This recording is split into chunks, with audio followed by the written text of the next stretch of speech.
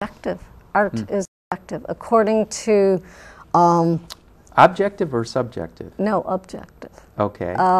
Klee is an artist. K-L-E-E. K-L-E-E. Klee.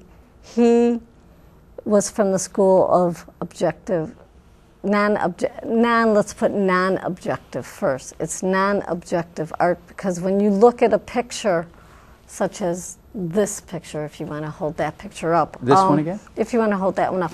If you look at that picture, someone will see many different things in that picture. Kind of like a Rorschach chess? I guess I'm not that familiar. Oh, well, it's like you project onto the picture you're seeing whatever you're thinking or feeling gets projected onto. It's transferred. Like an inkblot. Yeah. Oh, right, like the ink. Okay, I understand. Yeah. And if you turn that picture in a different direction, you're going to get a different perspective. So when I teach my students and my clients, I teach them to turn their artwork in a different way because they'll get a different perspective and they won't get so hooked into the mundane, if you want to call it mundane, because we tend to get so hooked into that mundane that we don't so look... rigid and inflexible, one perception. Right, and we don't look, for example, we don't look what's to the right of us. We don't look what's to the left of us. And if we just keep staying this way, we have the blinders on. Okay. And by the way, I recall that, remember I talked about that doctor, the physician who wrote that energy medicine book. I remember now the name of the book. It's called Vibrational Healing. I think I may have seen it. And it's interesting because I think in your brochure you mentioned you studied with Jonathan Goldman. Yes, I did. I have several of his CDs. Why don't you talk a little bit about, because not only you're visual, you also have a very good ear, and there's some things you've got your bells here and your tuning forks. So why don't you talk a little bit about Jonathan Goldman or vibrational healing, or sound healing? Sound healing. When I studied with him, that was another part of my journey. It was studying about harmonics and to find my voice. At the time, I was finding my voice. Are we talking your singing voice? My toning voice. I was working with a teacher, and we were doing a session reading stones. And during the session, reading the stones, it came out that I had to find my voice. And that's what I was told. I'm like, okay, fine.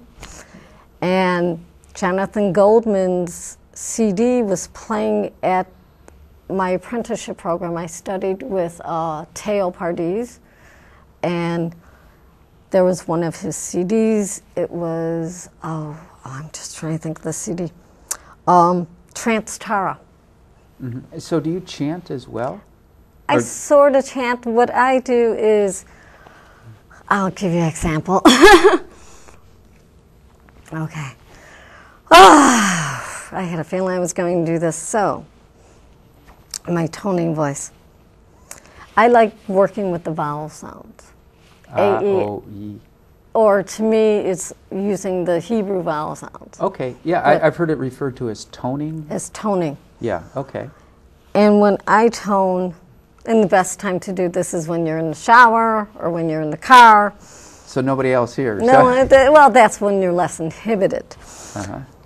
So when I'm in, let's say, just a crystal does many aspects.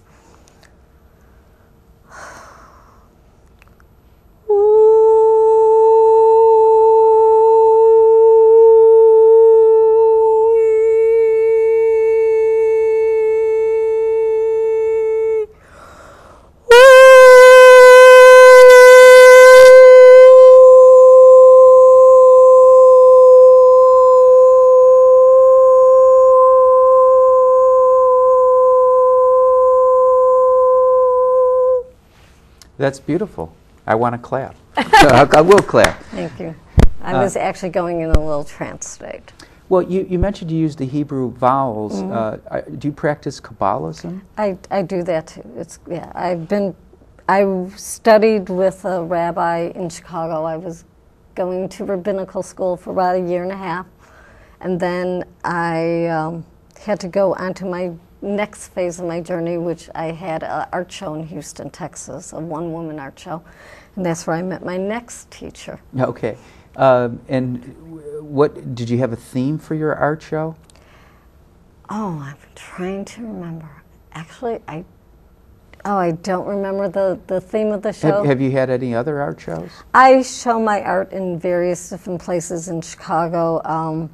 I had my art in a restaurant in downtown Skokie called Tub Tim Thai, which I'm a curator now for. Oh, okay. Now, do you ever sell your art? Do you ever produce art for like shirts or? Well, if anybody wants them, yes, I do. Okay. You know, being an artist, you know, the starving artist, it's true. It's a labor of love, and it's all about love, and that's. So you create it. Let's say somebody comes to you, you sense their energy, their needs, their goals, and you create something specific. If that's what is necessary, I will do a piece like that. If it's like an energy painting or these angel paintings that people do, I can do that. When I work with people, I have them do their own, because unless, like you mentioned, it's a commission job, that would be a commission job. But when they work with me, it's allowing them to create their own uniqueness of who they are with their creativity, to have them find their own path through the creativity of their own way of doing And art. then after someone comes to you, whom you've helped release the artist within, then do they continue to practice on their own, hopefully? Sometimes they do. Actually, I had a student that ended up furthering the creativity into making jewelry. And she ended up having some prize pieces, actually prize drawings that were watercolors, and she had to be more precise, more focused.